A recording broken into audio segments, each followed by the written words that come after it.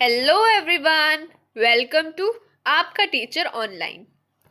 आज आपका teacher online आपके लिए लेकर आया है essay cum speech on Sarojini Naidu.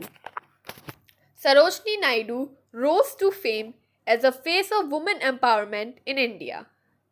She is fondly called as the Nightingale of India.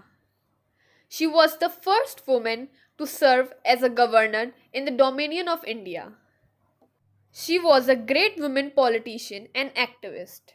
She was born on February 13, 1879, to a Bengali family in Hyderabad.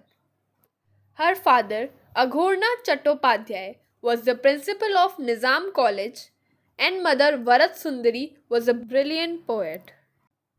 Sarojini Naidu was also an avid writer and has written several poems and stories for children and other categories. Her first poetry collection was published in 1905 and was called The Golden Threshold. She completed her higher education in England. Soon, Sarojini Naidu joined the Indian independence movement. She helped to establish the Women's Indian Association in 1917.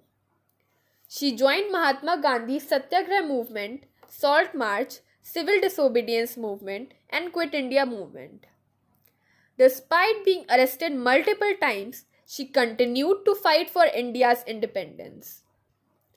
When finally India got freedom, she was appointed as the governor of the United Provinces, making her India's first female governor.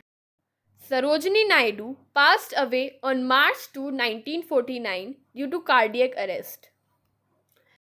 She is still an inspiration for all the women. Thank you. Please like and subscribe my channel Aapka Teacher Online. And don't forget to put on the notification bell so you don't miss the upcoming videos.